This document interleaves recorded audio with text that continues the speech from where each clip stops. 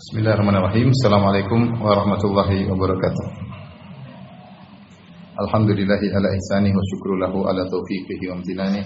Asyhadu an la ilaha illallah wahdahu la syarika lahu ta'ziman li sya'nihi wa asyhadu anna Muhammadan abduhu wa rasuluhu da'ila ridwani. Allahumma shalli alaihi wa ala alihi wa ashabihi wa ikhwani. Ikhwan akhwat yang dirahmati Allah Subhanahu wa taala, para jamaah yang dirahmati oleh Allah Subhanahu wa taala. Kita melanjutkan bahasan kita tentang dosa-dosa besar dari karya buku Al-Kabair, kitab Al-Kabair karya Al-Imam Adz-Dzahabi Asy-Syafi'i rahimahullahu taala. Dan kita sampai pada Al-Kabirah Ats-Tsalitsah wal Arba'un, yaitu dosa besar yang ke-43, yaitu qati'ur rahim, adalah pemutus silaturahmi, ya. Kita tahu bahwasanya di antara ibadah yang sangat agung adalah ibadah menyambung silaturahmi. Dan dalam Al-Qur'an banyak sekali Allah Subhanahu wa taala menyuruh kita untuk menyambung silaturahmi, bahkan dia sebab utama untuk masuk surga. Ya. Ketika Allah menyebutkan tentang ciri-ciri penghuni surga, di antaranya Allah berfirman, "Walladzina yasiluna ma amarallahu bihi ayyusal." Dan orang-orang yang menyambung silaturahmi yang Allah perintahkan mereka untuk menyambungnya. Ya. Kemudian Allah sebutkan, ulaika lahum uqubad dar jannatu adnin yadkhulunaha wa man salaha min abaihim wa azwajihim wa dzurriyyatihim, dalam surat Ar-Ra'd. Kata Allah Subhanahu wa taala, di antara ciri-ciri penghuni surga adalah orang-orang yang menyambung silaturahmi yang Allah perintahkan untuk menyambungnya. Bagi mereka kesudahan yang indah, yaitu surga, yang mereka masuk di dalam surga tersebut bersama orang-orang soleh dari kalangan orang tua mereka, istri mereka, suami mereka, dan anak-anak mereka. Wal malaikatu yadkhuluna alaihim min kulli bab, dan malaikat masuk menemui mereka dari setiap pintu dengan seraya berkata, salamun alaikum bima sabartum, keselamatan atas kalian karena kesabaran kalian. Fa ni'ma uqubad dar. Jadi ini isyarat bahwasanya menyambung silaturahmi itu butuh kesabaran. Kita terkadang bukan hanya bersabar kepada orang di luar kita, bahkan kita terkadang harus memiliki ekstra kesabaran menghadapi kerabat kita sendiri. Karena permasalahan terkadang bukan muncul dari orang jauh, terkadang permasalahan itu muncul dari orang dekat kita. Entah kakak kita, entah adik kita, entah ayah kita, entah ibu kita, entah permasalahan timbul dari tante kita, om kita, ya. Ini semua adalah rahim yang kita diperintahkan untuk menyambungnya. Bahkan dalam banyak ayat Allah suruh berbuat baik kepada kerabat, yaitu rahim, lebih utama daripada berbuat baik terhadap anak yatim dan fakir miskin. Ya, seperti firman Allah Subhanahu wa taala,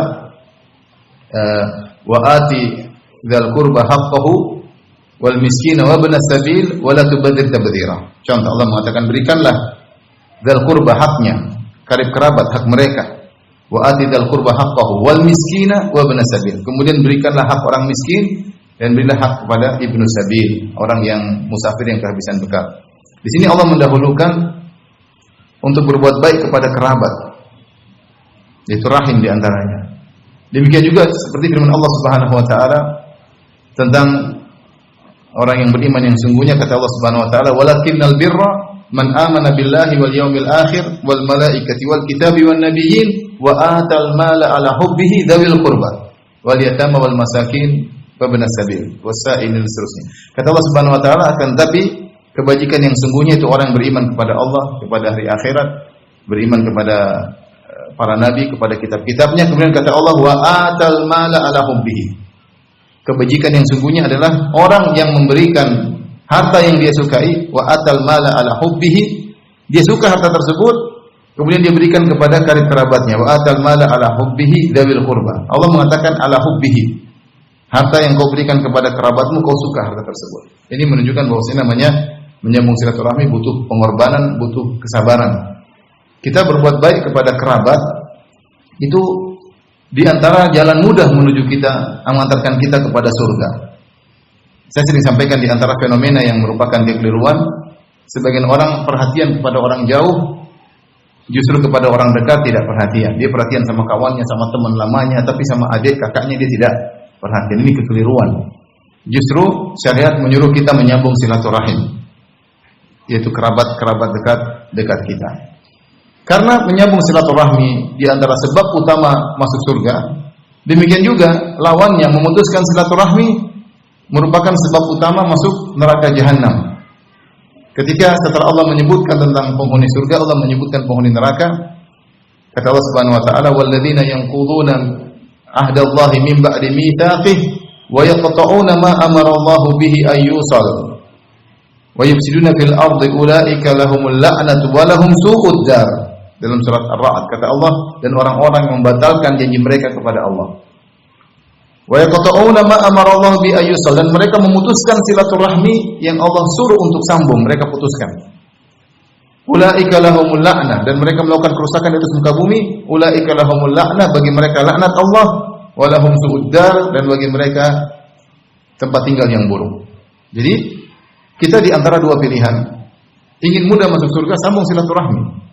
Jadilah orang yang terbaik bagi kerabat kita, bagi ayah kita, bagi ibu kita, bagi kakak kita, bagi adik kita, bagi tante kita, bagi bibi kita. Ya. Sambung, berbuat baik kepada mereka dengan perlu pengorbanan harta, pengorbanan perasaan, pengorbanan waktu. Ini perlu kita hidup cuma sekali. Jangan sampai waktu kita salah gunakan. Gunakan waktu kita untuk menyambung silaturahmi. Ya. Kalau bisa menyambung silaturahmi dengan harta itu yang terbaik. Kalau tidak bisa, yang penting kita ramah tamah dengan mereka, memberi hadiah sebisanya, mengucapkan salam kepada mereka, mengunjungi mereka, jangan sampai terputus ya rahim. Kalau ingin masuk neraka, ya tinggal putuskan silaturahmi. Ribut dengan ayah, ribut dengan ibu, bertengkar dengan kakak, bertengkar dengan adik, cuek, marah-marah sama tante, ribut sama om, silakan masuk neraka cepat. Tinggal pilih. Nah, saya ingatkan kepada terutama para ibu-ibu yang sering mengedepankan perasaan daripada akal. Untuk menyambung silaturahmi, ya harus lebih banyak mendepankan akal daripada perasaan. Karena kalau ibu-ibu mendahulukan perasaan, tidak akan sabar dalam menyambung silaturahmi. Kepinginnya mutusin silaturahmi, kepinginnya menjauh, kepinginnya berlepas dari kerabat terkadang kalau ada masalah. Disinilah ujian kita dalam menyambung silaturahmi. Makanya ketika Allah menyebutkan para penghuni surga, tadi saya sebutkan dalam surat Ar-Ra'd, Allah mengatakan, "Wal malaikatu yadkhuluna 'alaihim min kulli bab, salamun 'alaikum bima sabartum." Maka malaikat berkata, "Keselamatan bagi kalian wahai penghuni surga atas kesabaran kalian." Ini menunjukkan bahwasanya menyambung silaturahmi butuh kesabaran. Al-Imam Az-Zahabi rahimahullah ta'ala membawakan firman Allah tentang keutamaan menyambung silaturahmi, yaitu firman Allah, "Wattaqullaha alladzi tasaaluna bihi wal arhama." Dalam surat An-Nisa ayat 1. Kata Allah, "Wattaqullah", bertakwalah kepada Allah. Alladzi tasaaluna bihi, yang kalian kalau meminta kalian menggunakan nama Allah. Ini orang-orang Arab biasanya kalau meminta mereka mengatakan as'aluka billah. Dengan nama Allah aku minta kepadamu. Seorang yang bertauhid ketika diminta dengan menyebut nama Allah, hendaknya dia tunaikan permintaan tersebut jika dia mampu tentunya. Sampai sekarang teman-teman saya terkadang di Madinah kalau mereka meminta sesuatu mereka tetap mengatakan as'aluka billah. Kalau ada perkara yang penting as'aluka billah. Billah. Aku dengan nama Allah aku minta kepadamu. Aku mohon kepadamu. Kalau ada permohonan yang sangat penting. Nah, kita yang mengagungkan Allah hendaknya kita penuhi permohonannya, ya. Apalagi permohonannya apa namanya? Kebaikannya. Sekedar cerita ya. Saya punya teman di Madinah yang selalu sangat baik ya. Tentunya waktu saya mahasiswa kita pas-pasan dan dia orang yang berlebihan, orang Saudi. Kemudian dia selalu mentraktir saya, rutin traktir saya. Suatu saat saya umroh, tentu kondisi saya tidak seperti dulu. Saya undang dia makan. Saya bilang, ayo kita makan gantian ya. Sampailah di restoran. Kemudian saya keluarkan uang. Saya bilang, "Afwan akhi, saya sekarang lebih kaya daripada kamu." Ini gampangannya saya candain. Saya lebih kaya daripada kamu, saya yang bayarin. Kata dia, "Tidak Firanda. Billah. Demi Allah saya yang bayar." Saya as'aluka billah. Demi Allah ya. Dengan menyebut nama Allah saya yang bayar. Kau tidak boleh bayar. Kata saya, tidak apa-apa kalau begitu. Ini contoh, maksudnya mereka kalau punya permohonan yang kencang, mereka sebut nama Allah. Ini yang Allah sebutkan, "Wattaqullaha alladzi tasaaluna bihi." Bertakwalah kepada Allah, yaitu yang kalian terkadang meminta dengan menyebut nama Allah. Namun di Indonesia biasanya tidak berjalan. Ya, kita minta ya, saya mohon kepada engkau, saya mohon. Tapi kalau di orang-orang Arab, kalau mereka sudah punya permohonan yang berat, mereka sebut nama Allah. Mereka mengatakan billah, as'aluka billah. Ya.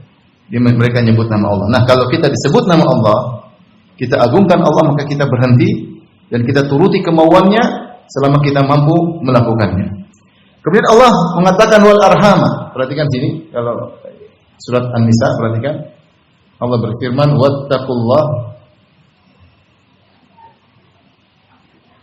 wattaqullaha alladzi tasaaluna bihi wal arham.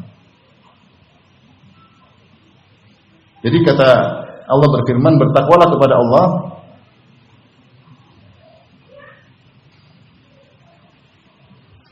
al-arhama, juga bertakwalah dalam kepada rahim, bertakwalah juga dalam urusan silaturahim.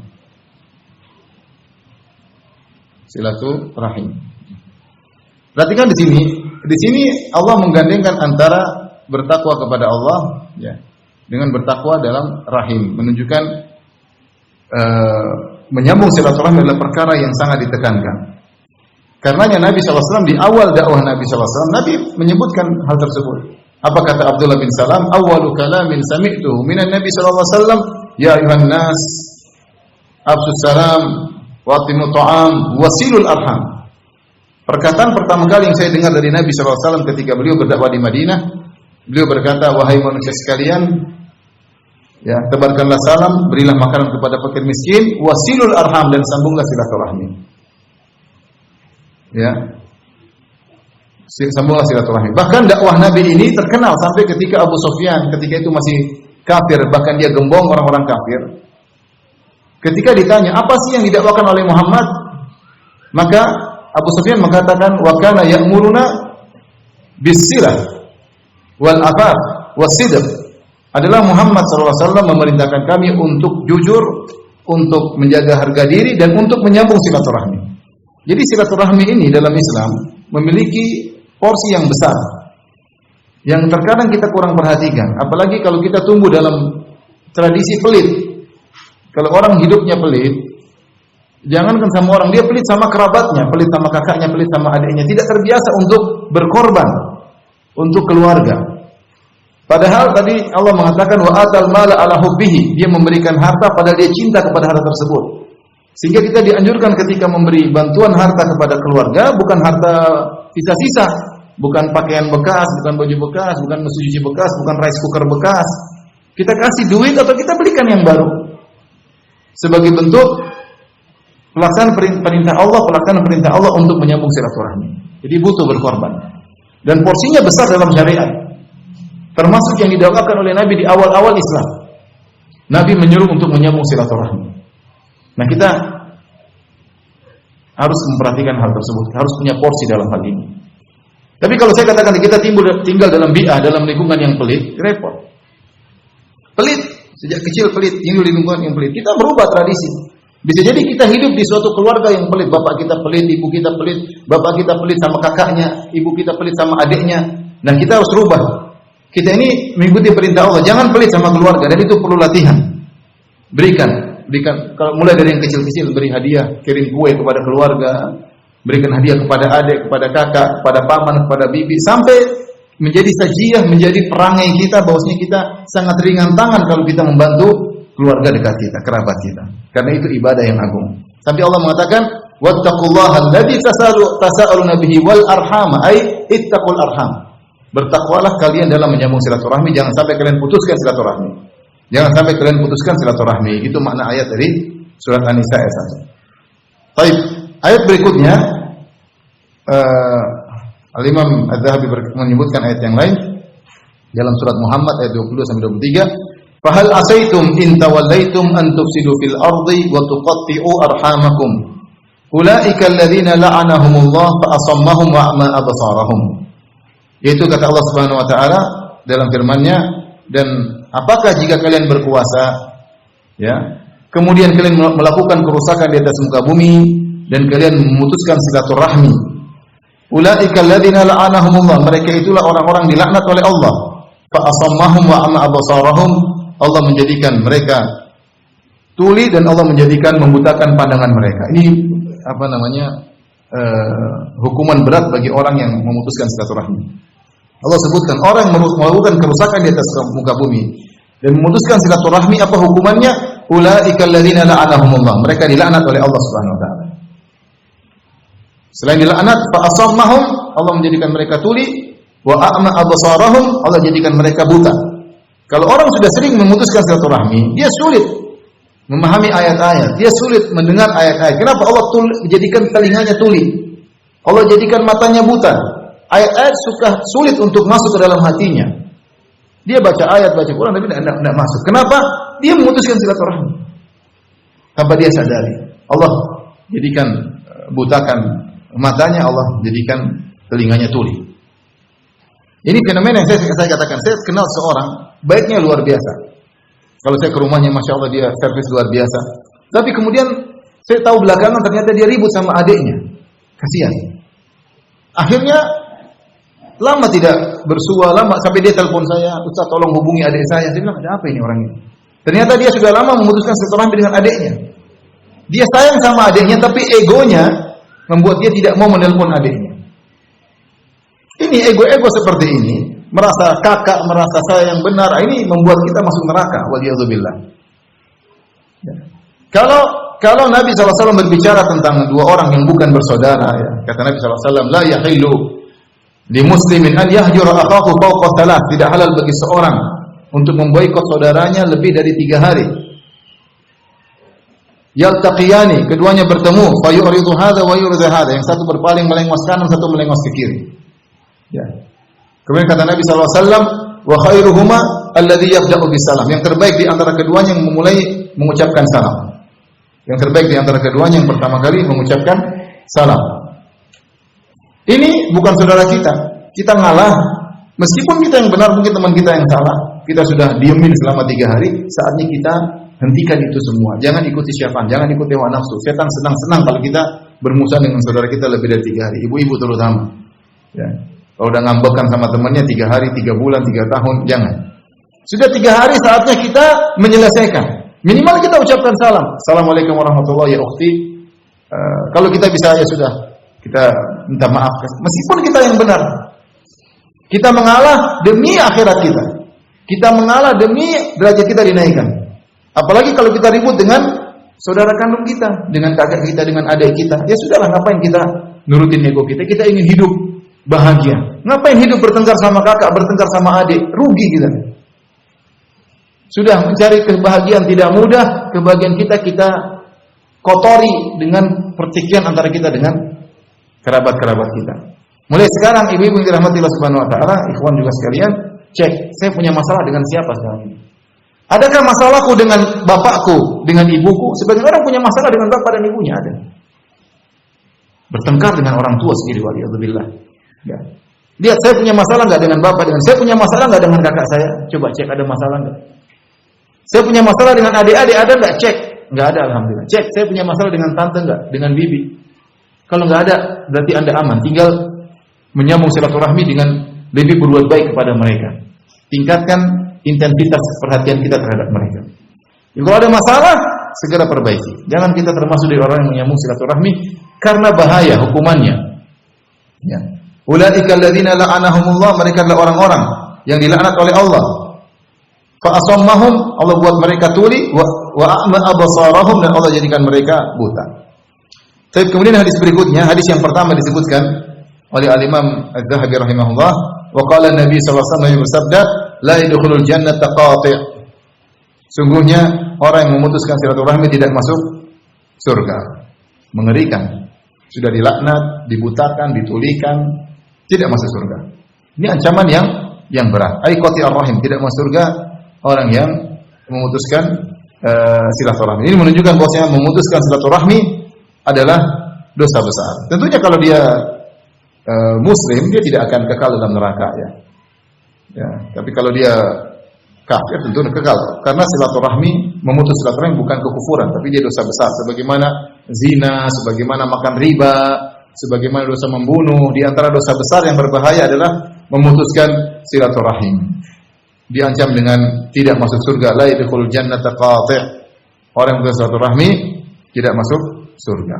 Rasulullah SAW sebutkan tentang 3 orang yang Allah tidak terima salatnya. Kata Nabi SAW, "Salatatun la turfa'u lahum salatuhum fawqa ru'usim shibran." Ada 3 orang yang salatnya tidak akan naik di atas kepalanya meskipun sejengkal. Itu tidak diterima.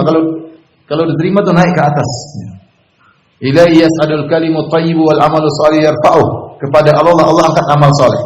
Tapi ini amal solehnya nyantol, tidak bisa lewat dari kepalanya. Salatnya tidak terima, tidak naik ke atas, nyantol.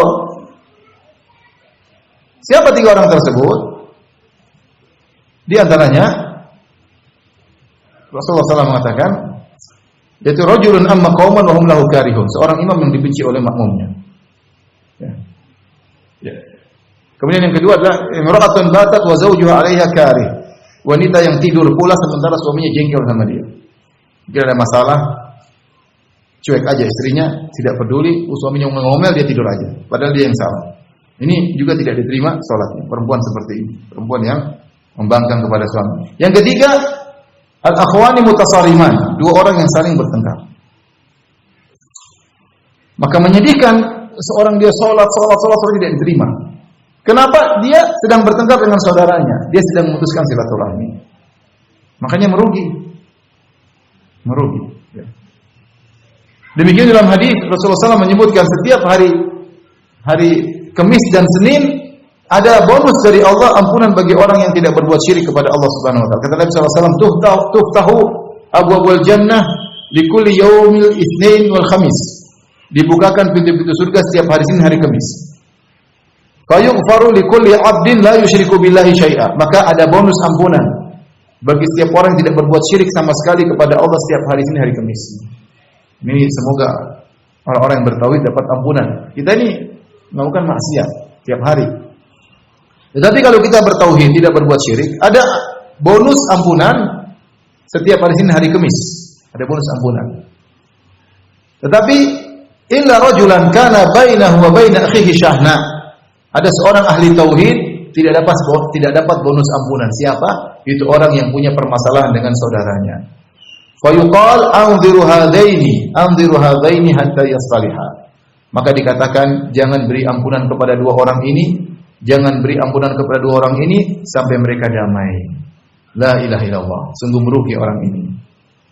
Ya, dan tidak dapat bonus ampunan. Kenapa? Bertengkar dengan saudaranya, bertengkar dengan kakaknya, dengan adiknya. Salatnya tidak diterima. Kenapa? Bertengkar dengan kakak dan adiknya. Hanya mendahulukan ego. Maunya adiknya yang minta maaf sama dia. Maunya kakak yang ngemis-ngemis ampunan kepada dia. Hanya mendahulukan ego, ternyata membinasakan akhiratnya. Oleh karenanya ibu-ibu yang dirahmati Allah Subhanahu wa taala, demikian juga ikhwan dan sekalian, sudahlah kita hidup ini cuma sebentar, maafkan ya. Wa inna sa'ata la'atiyatun fasfahi safhal jamil. Kata Allah, hari kiamat akan tiba. Kematian akan tiba. Fasfahi safhal jamil, maka maafkanlah. Maafkan sudah. Mau hidup bertengkar terus ngapain? Sudah maafkan. Manusia punya salah. Baik, kita lanjutkan hadis berikutnya. Kata Nabi sallallahu alaihi wasallam, "Man kana yu'minu billahi wal yawmil akhir falyasil rahimah." Barang siapa yang beriman kepada Allah dan hari akhirat, maka sambunglah rahimnya. Sambunglah rahimnya. Baik, sebelum kita lanjutkan, apa itu rahim? Ya.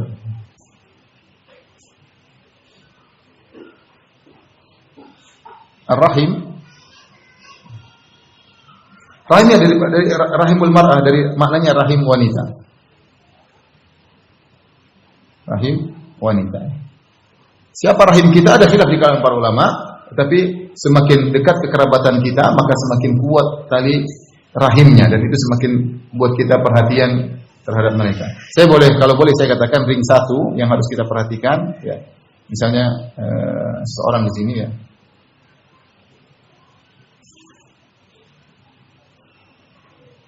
Oke, ingat di sini kita ada ayah, ada ibu, kemudian di atas ayah ada kakek dari ayah, nenek dari ayah, kemudian juga dari ibu juga ada kakek, ada nenek. Ya.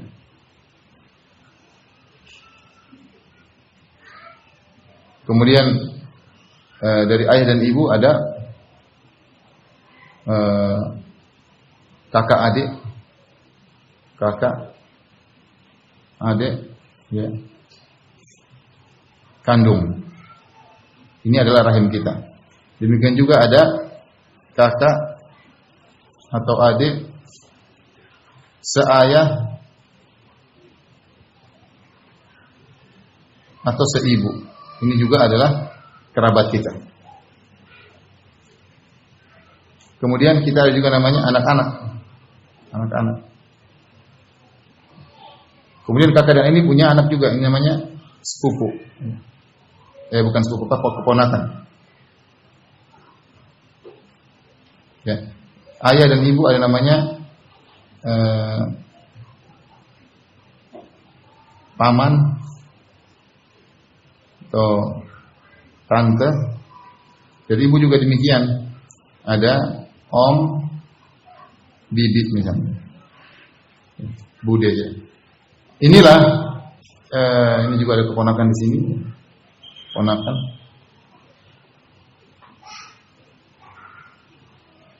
Ini ikhwan dan akhwat yang dirahmati Allah Subhanahu wa taala, yang saya katakan ring satu, kita harus perhatikan ini. Ini keluarga kita yang harus kita perhatikan lebih intens daripada yang lainnya. Ya. Ayah, ibu, kakek nenek dari ayah dan ibu, paman, tante dari ayah, saudara ibu maksudnya, om dan bibi, kakak adik, kandung, kakak adik, seayah, seibu, ponakan, anak-anak ya. Kita cek semua. Kita cek semua orang-orang ini sudah kita sambung atau tidak. Ada ring 2 dan ring 3 itu belakangan ya. Ring 2 ya. 2 misalnya Pak sepupu ya. Ini belakangan. Ini nomor ring 2 bukan ring 1. Kemudian misalnya om dari jalur yang lain ya, banyak ya. Jadi ring 2 kerabat banyak. Seperti saya punya om, ada om langsung, ada saya punya tante langsung dari saudara bapak langsung, ada saya punya om juga dari sepupunya bapak. Misalnya sepupu bapak, sepupu kita, sepupu bapak. Ini ring 2 dan seterusnya. Yang paling penting ring 1. Maka kita cek, adakah kita punya masalah dengan orang-orang ini?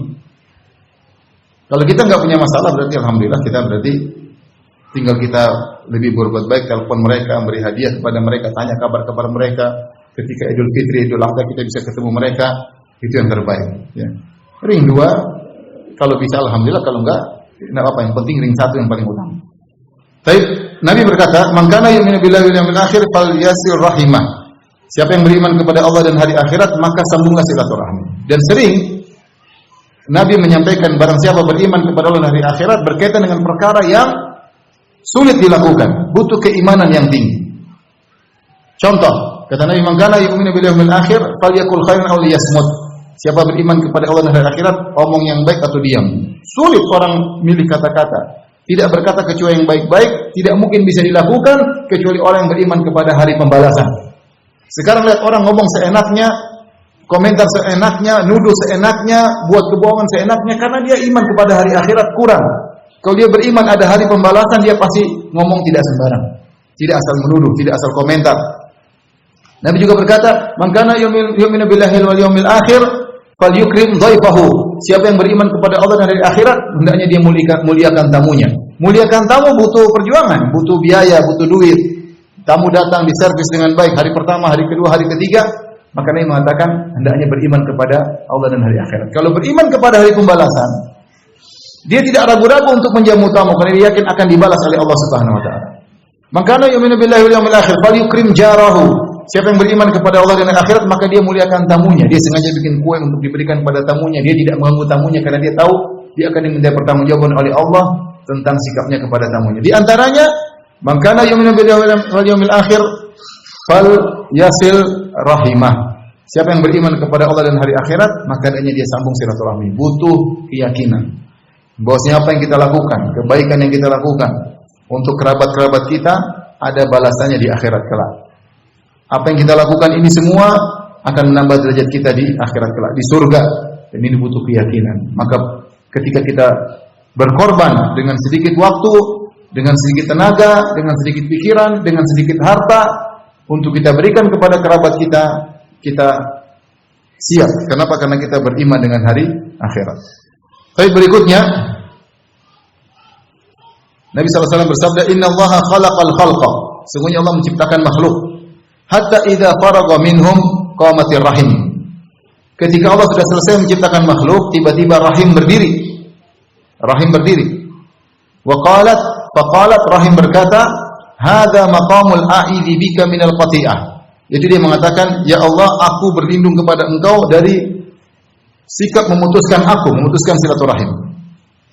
Allah berkata, na'am, aku akan melindungimu. Ama tarbaina an asila man wasalaki? Tidakkah kau ridha wahai rahim? Aku akan menyambung orang yang menyambungmu. Wa aqta man qata'aki? Tidakkah kau ridha aku akan memutuskan orang yang memutuskanmu? Qalat bala, kata rahim, iya aku ridha ya Allah. Hadis riwayat Bukhari dan Muslim. Rahim kita tahu adalah kekerabatan. Dia seperti sesuatu yang maknawi, tetapi Allah Subhanahu wa taala bisa menjadikan dia sesuatu yang konkret, bukan hanya abstrak. Dan ini banyak dalam apa namanya? Dalam dalil-dalil contoh seperti Allah Subhanahu wa taala menjadikan kematian di hari kiamat kelak dalam bentuk domba. Kemudian Allah sembelih di antara penghuni surga dan penghuni neraka untuk menunjukkan mereka akan kekal karena kematian disembelih. Padahal namanya kematian kita tahu sesuatu yang maknawi, sesuatu yang abstrak. Tetapi Allah munculkan dalam bentuk sesuatu yang konkret. Demikian juga tatkala di kuburan seorang masuk dalam alam barzakh, maka datang lelaki dengan wajah yang tampan, baunya harum. Ditanya, "Man anta? Siapa engkau?" Dia mengatakan, "Ana amaluka saleh." Aku adalah amal solehmu. Amal soleh yang bentuknya maknawi dijadikan berjasad, bertubuh, berkonkret di alam barzakh. Demikian juga bacaan Quran kita baca Quran maknawi, kita baca surat Al-Baqarah, kita baca surat Al-Imran. Nah, kedua surat tersebut akan datang pada hari kiamat mengayomi kita dari teriknya panas matahari. Ya. Jadi di antaranya rahim. Rahim adalah sesuatu yang maknawi, kekerabatan. Tetapi dia berlindung di hadapan Allah dari sikap memutuskan silaturahmi. Ya Allah, aku berlindung kepada Engkau dari sikap orang-orang yang memutuskan aku. Maka Allah mengatakan, "Amatardaina? Tidakkah kau ridha wahai rahim? Aku menyambung orang yang menyambungmu." Subhanallah. Kita kalau menyambung silaturahmi, Allah akan sambung kita dengan berbagai macam kebaikan. Ini harus kita yakini, ibu-ibu yang dirahmati Allah Subhanahu wa taala. Harus kita yakini, Bapak-bapak sekalian. Sambunglah silaturahmi, cobalah kita sambung silaturahmi dengan kakak, dengan adik. Mulai kita kirim kue, mulai kita tanya kabar-kabar, mulai kita kasih uang sama ponakan kalau kita punya uang. Paling tidak kita telepon, kita sapa bagaimana kabarnya kak, bagaimana adik, bagaimana, kita menyenangkan hati mereka. Allah akan sambung kita dengan berbagai macam kebaikan. Allah yang janji, "Amatardaina an asila man wasalaki?" Tidakkah kau ridha wahai rahim? Aku akan menyambung kebaikan terhadap orang yang menyambungmu. Wa aqta'a man qata'aki, dan aku akan memutuskan kebaikan dari orang yang memutuskanmu. Kata rahim, bala. Hati-hati. Seorang waspada, jangan sampai dia memutuskan silaturahmi, maka lantas kemudian Allah memutuskan dengan kebaikan darinya. Tapi hadis berikutnya tentang silaturahmi dibawakan oleh Imam Zahabi rahimahullah taala, kata Nabi SAW, "Man ahabba an yubsata lahu fi rizqihi wa yunsa'a lahu fi atharih falyasil rahimah." Siapa yang suka untuk dilapangkan rezekinya dan dipanjangkan umurnya, falyasil rahimah, maka hendaknya dia menyambung silaturahmi. Baik.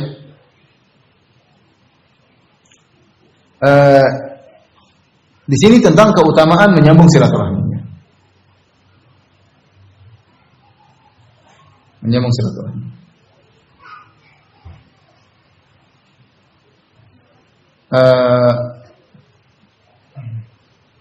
Kita bisa bagi menjadi dua, keutamaan akhirat, ya. Keutamaan di akhirat, yaitu berkaitan dengan agama. Ya. Apa orang silaturahmi masuk surga? Tanda orang beriman, tanda keimanan. Berarti beriman kepada hari akhirat, beriman kepada Allah. Ternyata juga ada keutamaan duniawi, keutamaan duniawi.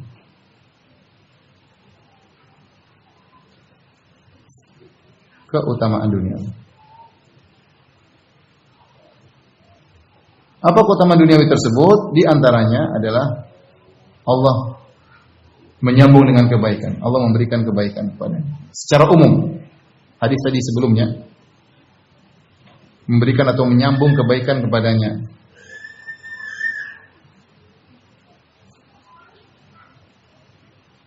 Orang kadang-kadang mikir, Ustaz saya hidup susah, coba sambung silaturahmi. Allah akan kasih banyak kebaikan. Di antaranya adalah dilapangkan rezeki. Di antaranya adalah dipanjangkan umur.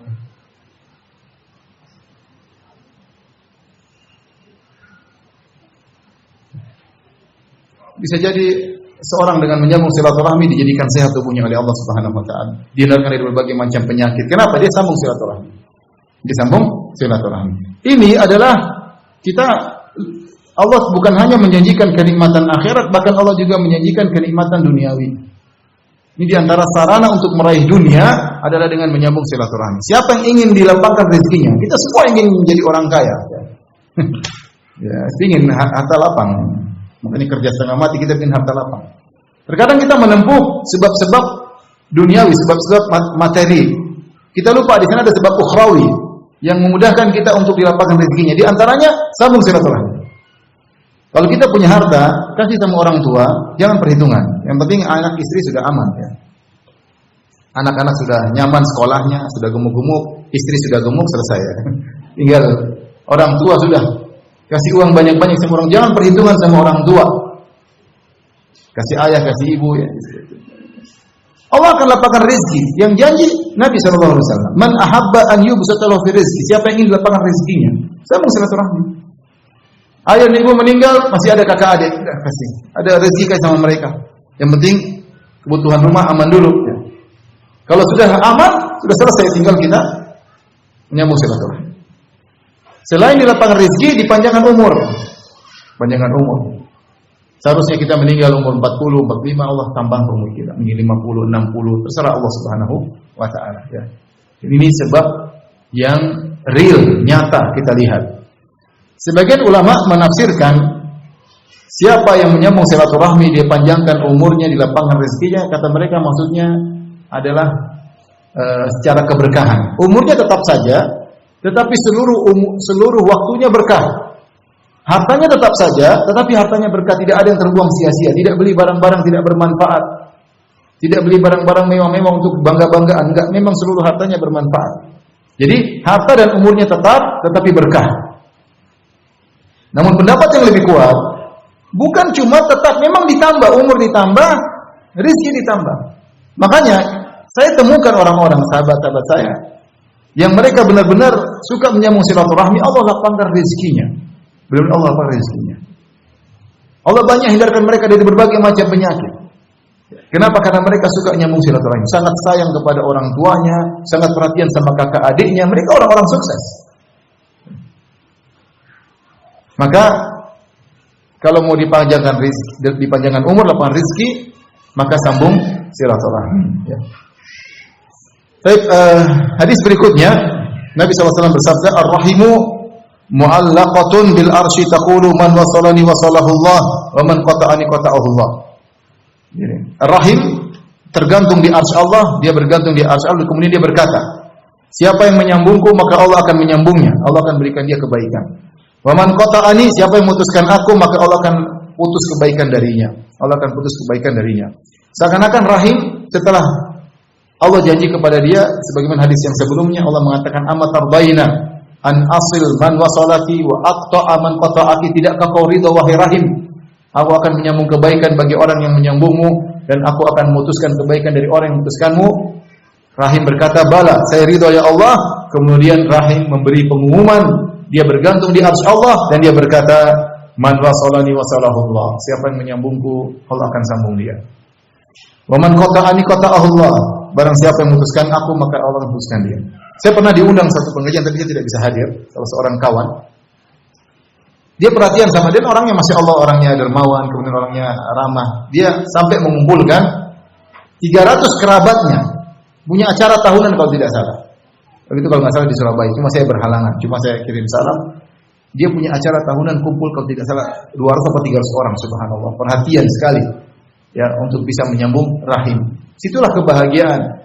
Di situlah Allah panjangkan umur kita, di situlah Allah lapangkan rezeki kita. Kita mengeluarkan uang pada tempatnya.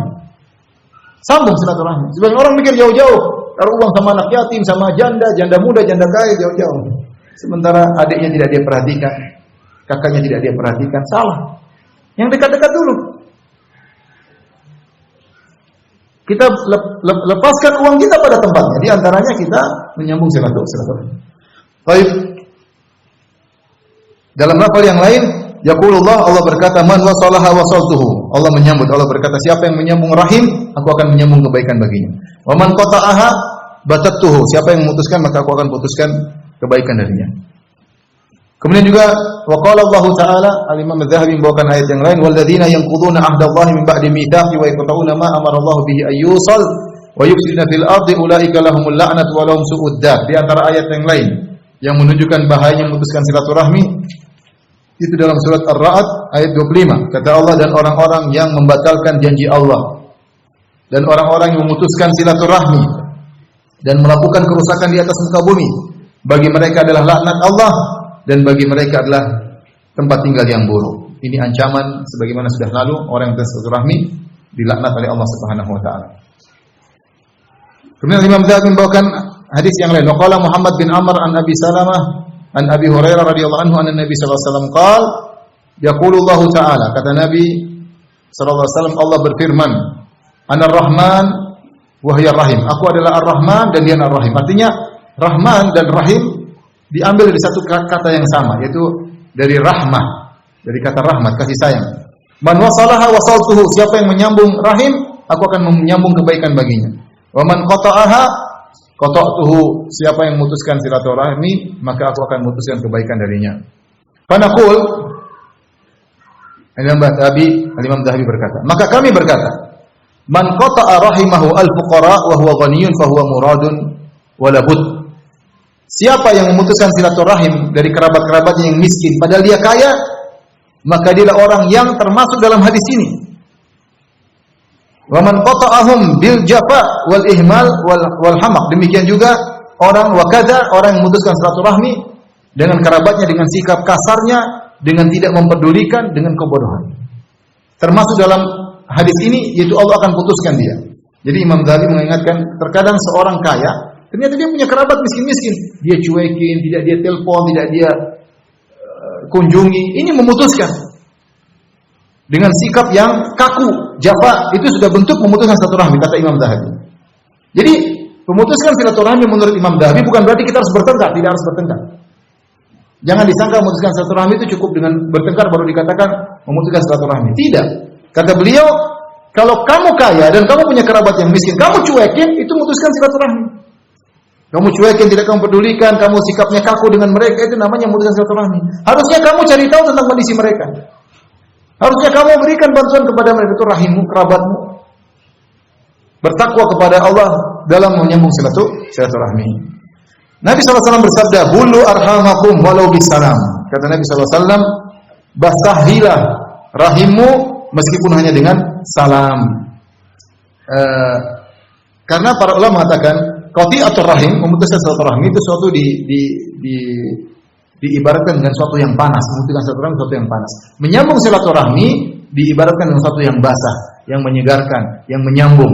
Makanya syariat menggunakan istilah, Nabi SAW menggunakan istilah bulu, basahi rahim kalian. Maksudnya berbuat baiklah kepada mereka, jangan sampai kalian memutuskan silaturahmi sehingga timbul hal yang panas antara kalian dengan mereka. Walau bisalam, meskipun dengan salam. Ini isyarat bahwasanya jika seorang tidak mampu untuk menyambung silaturahmi dengan harta, paling tidak dengan sapaan, dengan ucapkan salam, dengan menyapa, dengan kunjungan. Karena makna dari menyambung silaturahmi adalah berbuat baik kepada kerabat dengan cara apapun. Kalau bisa dengan harta itu yang terbaik. Ya, kalau bisa dengan harta, karena namanya harta punya pengaruh yang luar biasa. Kalau tidak bisa dengan harta, maka dengan kunjungan, maka dengan sapaan dan yang lainnya. Baik, kita lanjutkan. Dosa besar yang berikutnya, al-kabiratu ar-rabi'ah wal arba'un. Dosa besar yang ke-44. Al-musawwir fi thiyab wal hitan wa nahwi dzalik. Orang yang membuat lukisan, maksudnya lukisan makhluk hidup di baju, di kain maupun di dinding. dan yang semisalnya. Dan yang semisalnya itu lukisan yang untuk diperhatikan, yang untuk dihormati, untuk dimuliakan. Di baju misalnya, ya. Beda dengan kalau dikeset, ya. Dikeset kamar mandi misalnya, itu namanya tidak dimuliakan. Ini beliau berbicara tentang lukisan yang dilakukan atau dibuat di lukisan makhluk hidup maksudnya, yaitu di baju, di dinding, yang untuk dimuliakan dan yang semisalnya. Ini termasuk dosa besar. Qala Nabi sallallahu alaihi wasallam, kata Az-Zahabi berkata Nabi sallallahu alaihi wasallam, man sawwara suratan, siapa yang membuat satu gambar atau patung, ya. Surah itu mencakup 2 dimensi dan 3 dimensi. Di sini Al-Imam Az-Zahabi memfokuskan 2 dimensi. Kalau 2 dimensi saja sudah dosa besar, apalagi 3 dimensi lebih utama. 3 dimensi maksudnya patung, 2 dimensi maksudnya lukisan. Kalau Nabi SAW, man sawwara suratan, siapa yang membuat satu bentuk lukisan, kullifa an yanfukha fiha ruh wa laysa binafikh, maka dia pada hari kiamat kelak akan ditugaskan untuk meniupkan ruh kepada gambarnya tersebut, dan dia tidak bisa meniupkan ruh. Di sini dalil bahwa yang dimaksud dengan gambar tersebut maksudnya gambar makhluk bernyawa. Bukan tumbuh-tumbuhan, bukan gambar batu, gambar gunung, gambar pohon korma, gambar masjid, bukan. Itu maksudnya gambar makhluk bernyawa. Karenanya pada hari kiamat disuruh untuk meniupkan roh. Jadi kalau kita gambar surah, itu bentuk, bahasa Arabnya bentuk. Ya. Ada 2 model, ya. Ada 2 dimensi, ada 3 dimensi. Atau kita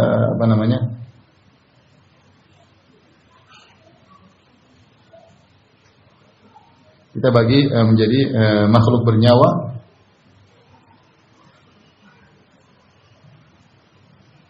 kemudian tidak bernyawa.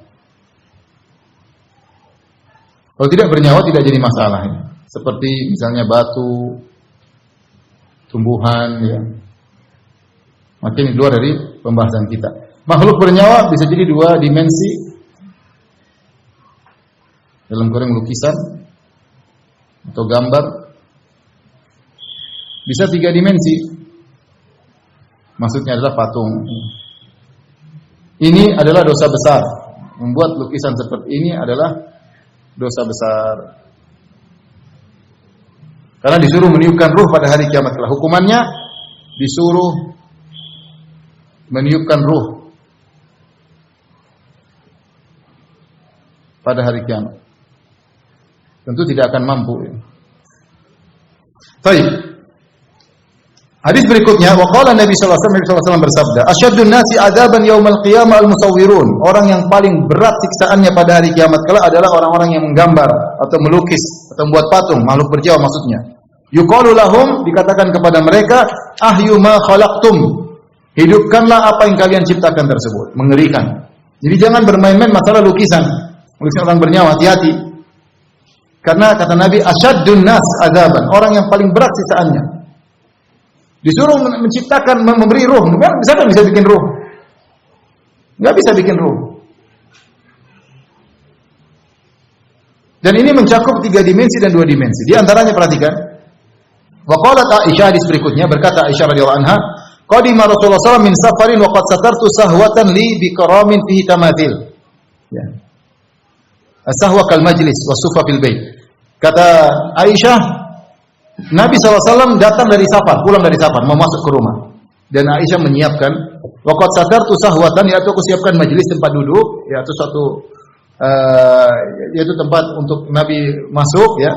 Bikiramin fihi tamathil. Al-kiram maksudnya sitar raqiq, yaitu aku berikan, aku hiasi dengan gorden atau tirai yang di situ ada gambar-gambar. Berarti 2 dimensi. Tirai itu ada gambar-gambar di 2 dimensi. Fahatakahu wa talawwana wajhu, maka Nabi datang, Nabi robek itu, Nabi rusak itu tirai dan berubah rona wajahnya, Nabi marah. Nabi SAW berkata, "Asyadun nasi adzaban indallahi alladzina yudahuna khalqallah." Orang yang paling berat siksaannya pada hari kiamat adalah orang yang menyaingi ciptaan Allah Subhanahu wa taala. Hadis ini menunjukkan bahwasanya seorang wanita bersiap-siap kalau suaminya datang dari jauh. Terutama kalau dari safar, ya setiap hari bersiap. Di antaranya diperbaiki tempat duduknya, apa yang perlu dihiasi ya. Para wanita harusnya demikian, cari pahala dengan berkhidmat kepada suami. Kalau suami datang di apa namanya? Jangan dicuekin ya. Ya, kalau bisa suami datang kemudian dibukakan bajunya ya, dibukakan sepatunya ya. Apalagi dibukakan semuanya mau dibukakan, yang penting dilayani suaminya ya. Seperti itu ya. Sebagaimana Aisyah radhiyallahu anha menyiapkan tempat untuk suaminya duduk atau suaminya datang di suatu ruangan, dikasih tirai, dihiasi untuk menyenangkan Nabi. Ternyata Nabi tidak suka. Bahkan Nabi robek, Nabi rusak itu tirai, dan Nabi berkata, berubah rona wajah beliau, dan beliau berkata, orang yang paling besar sisaannya pada hari kiamat yang menyaingi ciptaan Allah Subhanahu wa taala. Baik, hadis berikutnya, ini hadis menunjukkan bahwasanya di antara hikmah dilarangnya menggambar atau membuat lukisan karena menyaingi ciptaan Allah. Allah menciptakan manusia, Allah menciptakan hewan. Allah tidak suka kamu ikut-ikutan. Jangan ikut-ikutan mencipta, membuat-buat gambar, enggak, itu hak Allah. Allah enggak suka ada orang mulai gambar-gambar manusia, gambar-gambar hewan, mau niru-niru. Allah tidak suka. Makanya kamu disuruh, kalau kamu gambar seperti itu, kamu disuruh meniupkan roh pada hari kiamat. Kamu tidak bakalan mampu. Kemudian dalam hadis yang lain dalam sunan kata Az-Zahabi, bi isnadin jayyid, dengan sanad yang baik. Yakhruju unuqun ya minan nar, keluar seperti apa namanya leher semacam api, yaitu api yang panjang. Fa yaqulu inni wukiltu bikulli ma da'a ma Allah ilahan akhar, aku ditugaskan untuk menyiksa setiap orang berbuat syirik yang berdoa kepada selain Allah. Wa bikulli jabbarin anid, dan aku diutus untuk menyiksa setiap orang yang sombong dan lagi membangkang. Wa bil musawwirin, dan aku diutus untuk menyiksa orang-orang yang tukang pelukis makhluk hidup maksudnya. Jadi Allah keluarkan siksaan api khusus untuk menyiksa 3 model orang ini. Ini semua 3 orang model yang parah. Pertama, yang berdoa kepada selain Allah, berbuat syirik. Yang kedua adalah orang yang sombong lagi membangkang, dan yang ketiga adalah tukang para melukis makhluk bernyawa. Dalam hadis yang lain, waqala sallallahu alaihi wasallam, Rasulullah SAW bersabda, "Alladzina yasna'una hadhihi suwar yu'adzabuna yaumal qiyamah." Yang bikin gambar-gambar ini akan diazab pada hari kiamat kala. Yuqalu lahum, dikatakan kepada mereka, ahyu ma khalaqtum.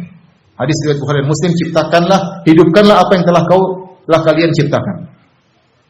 Wa qala Ibnu Abbas radhiyallahu anhu berkata, sami'tu Rasulullah SAW yaqul, aku mendengar Rasulullah SAW bersabda, kullu musawwirin finnar, setiap pelukis makhluk bernyawa di neraka jahanam, yuj'alu lahu bi kulli suratin sawwaraha nafsun, setiap gambar yang dia bikin akan dibikinkan nyawa, Allah berikan nyawa. Fayu'adzibuhu fi jahannam, atau fatu'adzibu fi jahannam. Nyawa ini akan menyiksa dia di neraka jahanam. Hadis riwayat Bukhari dan Muslim. Wa qala sallallahu alaihi wasallam, Rasulullah SAW bersabda, yaqulullahu azza wa jalla, Allah berfirman, wa man adlamu mimman dhahaba yakhluqu khalqan ka khalqi, siapa yang lebih zalim dari orang yang ingin menyaingi ciptaanku. Fal yakhluqu habbatan, kalau dia mampu silakan dia ciptakan biji. Coba bikin biji. Kalau ditanam tumbuh, siapa yang bisa bikin? Enggak ada yang bisa bikin. Wal yakhluqu sya'iratan, bisakah dia bikin gandum? Kalau ditanam tumbuh enggak bisa. Wal yakhluqu dzarratan, bisakah dia menciptakan semut? Enggak mungkin. Wa sahha, hadis riwayat Bukhari dan Muslim. Wa sahha annahu sallallahu alaihi wasallam la'ana al-musawwirin, dan telah sahih bahwasanya Nabi sallallahu alaihi wasallam melaknat orang-orang yang tukang melukis, menggambar makhluk bernyawa. Tapi di sini akan sampaikan beberapa atau pembahasan ya mengenai haramnya melukis makhluk bernyawa. Haramnya melukis atau membuat patung makhluk bernyawa.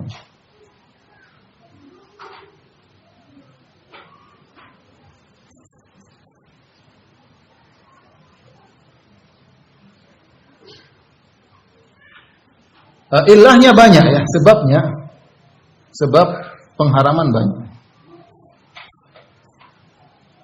Saya katakan sebab utama, perhatikan ya, sebab utama. Ini yang paling utama.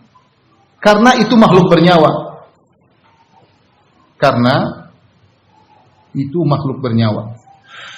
Allah tidak suka bernyawa.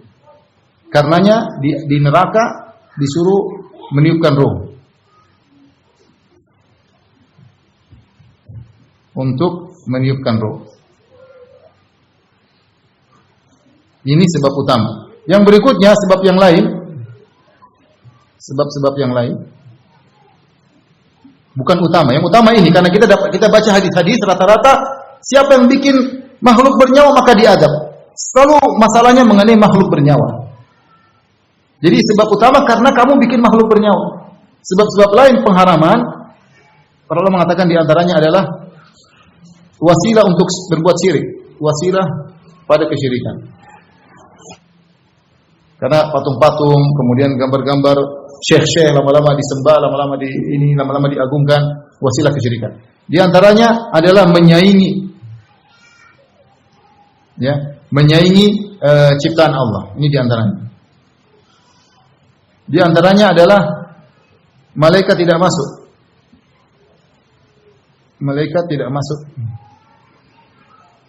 dalam rumah yang ada gambarnya. Ada gambar makhluk bernyawa.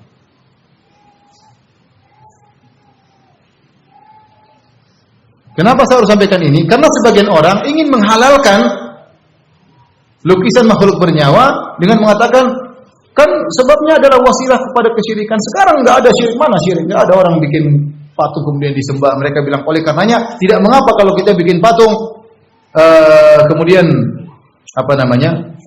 tidak disembah, nggak ada masalah. Ya. Ini adalah pemahaman yang salah ya. Karena diharamkannya menggambar bukan karena itu syirik, bukan, tapi itu wasilah. Wasilah kepada kesyirikan. Dan sekarang masih banyak orang menyembah foto, menyembah gambar, menyembah patung, masih banyak. Seubruk-ubruk di dunia ini orang menyembah patung. Masih banyak ya. Jadi yang diharamkan bukan karena patung disembah, karena itu sarana untuk pada kesyirikan. Kemudian juga di antara sebab yang lain juga karena bertasyabuh dengan para penyembah berhala.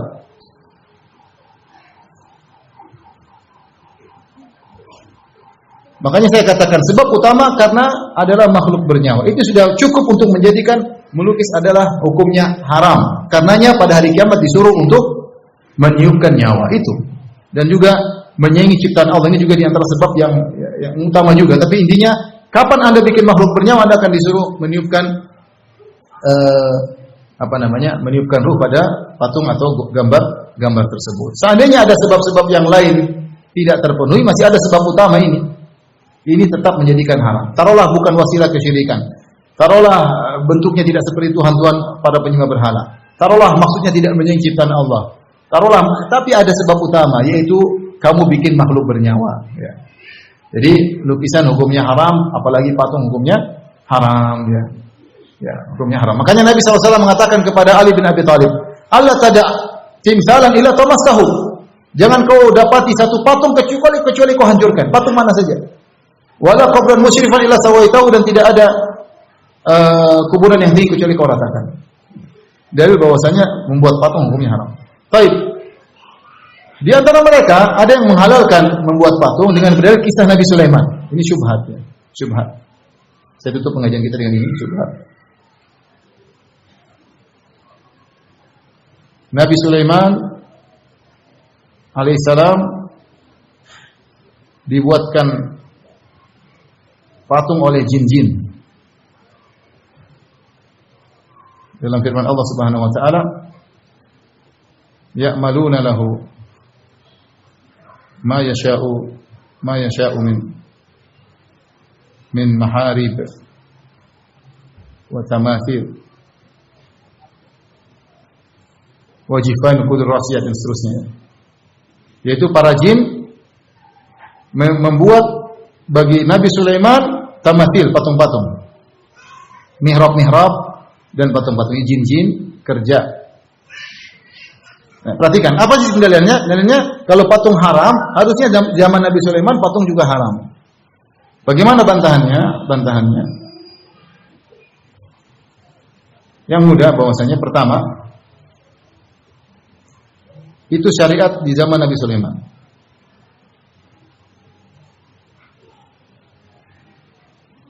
Nabi Sulaiman. Berubah ya. Sulaiman tidak berlaku lagi di syariat kita.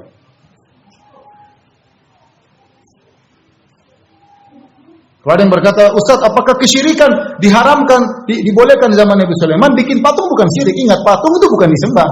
Jelas Nabi Sulaiman tidak menyuruh membuat patung untuk disembah. Tidak, ini berhiasan-hiasan saja. Ya, hiasan-hiasan saja.